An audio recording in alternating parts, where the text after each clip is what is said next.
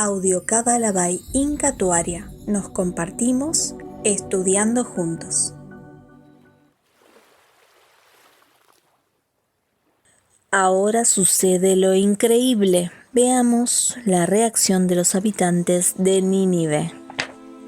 Leemos en Yoná 3:5.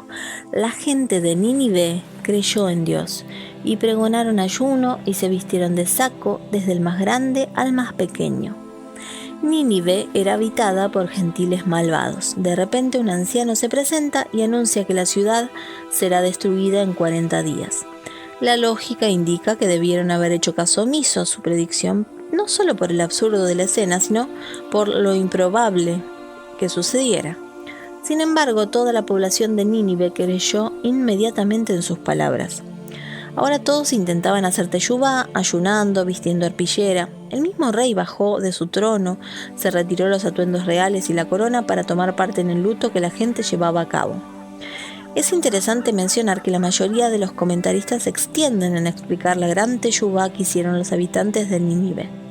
El Gaón de Vilna, en cambio, ni siquiera la menciona.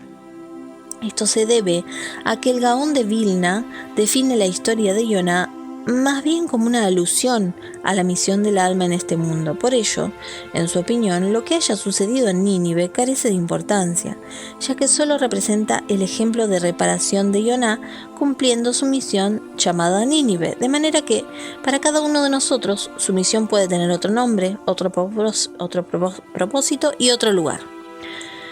Ahora podemos distinguir con mayor claridad la diferencia entre la explicación del Gaón de Vilna y los demás comentaristas respecto al motivo por el que se lee la historia de Yoná en Yom Kippur. Según la opinión de los demás comentaristas, se lee para difundir que los habitantes de Nínive retomaron el buen camino y por tanto, cada uno de nosotros debe aprender a escuchar las llamadas de atención que nos hacen los grandes rabinos de nuestra generación, los justos, las personas de bien, como lo hicieron los habitantes de Nínive.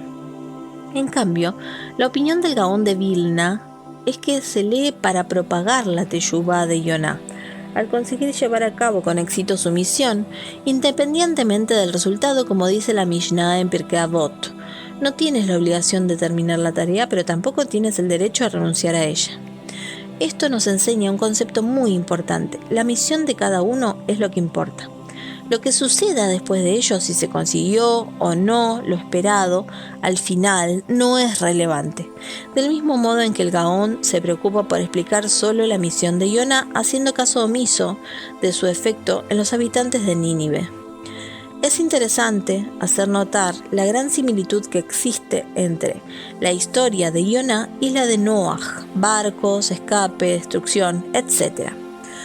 No obstante, Noaj supuso que sus palabras de reproche no conseguirían que los habitantes de la tierra retomaran el buen camino, por eso nunca lo hizo. Yoná, por su parte, aunque en un principio evitó su misión, finalmente la llevó a cabo y su reproche surtió efecto. Es importante aclarar que aunque Noaj no se le ordenó directamente que reprochara a la gente, debía suponerlo en el momento en que Dios le ordenó construir el arca para salvarse del diluvio universal. De hecho, nuestros sabios afirman que Noaj no concluyó su misión completamente, pues no reprochó a su gente por su mal proceder.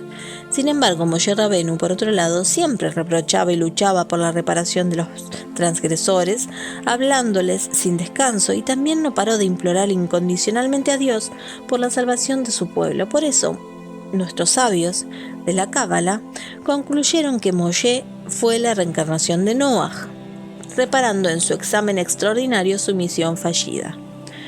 Yoná comprendió este concepto. Dedícate a llevar a cabo tu misión, sin poner atención a los resultados, pues las consecuencias son tarea de Dios. Es importante aclarar que Yoná, en un principio, intentó huir de su misión, suponiendo que la misión que debía llevar a cabo no convenía o no le convenía, como lo definen los comentaristas. Esta voz interna que cuestiona las órdenes de Dios nos susurra desde nuestro interior todo el tiempo, y no es más que la misma voz de la serpiente del Gan Eden, persuadiendo a Java de pecar contra la voluntad divina. Esto se aplica en todos los argumentos que nos sugieren alejarnos de la voluntad de Dios. Leemos en Joná 3:10, y vio Dios lo que hicieron retornando de su mal camino y arrepintiéndose del mal que les dijo que les haría, y no lo hizo. En este versículo brilla la bondad divina.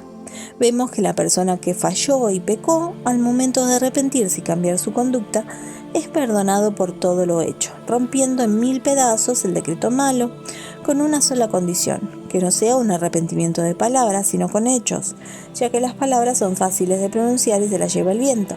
Pero la validación de la teyubá es cuando cambian los hechos, y por eso dice el versículo: y vio Dios lo que hicieron, y no lo que prometieron hacer. Esta es una indicación para el día de Kipur. No solo planees y prometas cambiar, cambia, transfórmate. Capítulo 4. Leemos en el capítulo 4, versículo 1 de Joná. Se entristeció de sobremanera Joná y se enojó. Nos explica Amram Anidjar en este texto que Joná se sorprendió al ver cómo sus palabras surtieron efecto de modo inmediato y con gran éxito. Dios perdonó a los habitantes de Nínive, y lo esperado hubiera sido que Joná quedara satisfecho al conseguir el objetivo de su misión. Sin embargo, la historia relata que Joná se molestó por el hecho de que Dios hubiera perdonado el decreto que tenía en contra de los habitantes de Nínive, lo cual es inconcebible. La respuesta es que Joná no se molestó porque Dios perdonó a los habitantes de Nínive, sino más bien se molestó porque Dios no lo había perdonado a él por haber huido en un principio de su misión. Definamos lo anterior con más claridad. El alma en un principio tenía una misión. En un momento dado decidió huir de su misión y dedicarse a hacer dinero y disfrutar de los placeres de este mundo. Y ese fue su transgresión, su desconexión.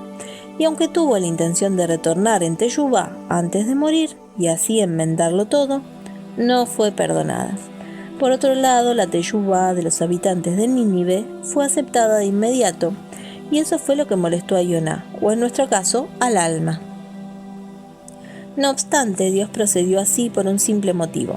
Cuando la persona peca, su teyubá es aceptada sin ningún tipo de obstáculo. Pero cuando la persona peca con intenciones de hacer teyubá más tarde, no será merecedor de una segunda oportunidad. Ahora podemos comprender por qué la sedaká, los rezos, los intentos de regresar en teyubá cuando el barco en el que navegaba Joná estaba en la tempestad, no consiguieron su objetivo. Fue necesario arrojar a Joná al mar para que todo cesara, ya que Joná era un conocedor y muy creyente de Dios, y sabía muy bien lo que eso significaba. Lo hizo porque contó con el plan de Teyubá pensando: Dios es tan bueno que al final me perdonará. Sobre este tipo de pensamientos dijeron nuestros sabios: aquel que dice pecaré y después pediré perdón, ya que Dios es bondadoso y al final cede, a esa persona no se le va a dar el premio del perdón, ya que en vez de ver la cara de Dios, trata de verle la cara a Dios. Lo que es una tontería, ya que Dios es bueno, pero no tonto. No debemos confundir la teyubá de las personas que intentan una y otra vez retornar el buen camino, fallando en cada ocasión, pues esas personas no lo hacen con la intención de aprovechar la bondad de Dios, sino que su intento es sincero, solo que su instinto malo es poderoso y las vence de nuevo. Leemos en el capítulo 4, versículo 2, Joná. Y oró a el Eterno diciendo: Dios, ¿no es esto lo que me decía yo estando en mi tierra? Por eso quise subir a Tarshish, pues sabía que eres Dios clemente y misericordioso, tardo a la ira y de gran piedad. De hecho, existen dos tipos de impulsos negativos: el instinto malo, que se presenta antes de hacer determinada acción o deseo, o cumplir un deseo, o llevar adelante un deseo, y el instinto malo, que se presenta después de hacerlo. Esto lo insinuamos en las bendiciones de Arbit, en la petición: retira a Dios al instinto malo que está delante de mí y que está detrás de mí.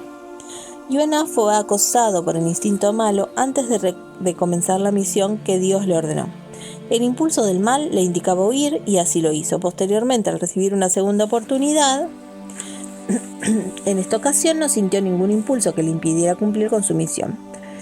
De hecho, la hizo de inmediato tan pronto llegó a tierra firme. Sin embargo, al momento de conseguirla, el instinto malo lo acosó de nuevo, esta vez originando en Jonah el sentimiento de arrepentimiento por haber cumplido con su deber.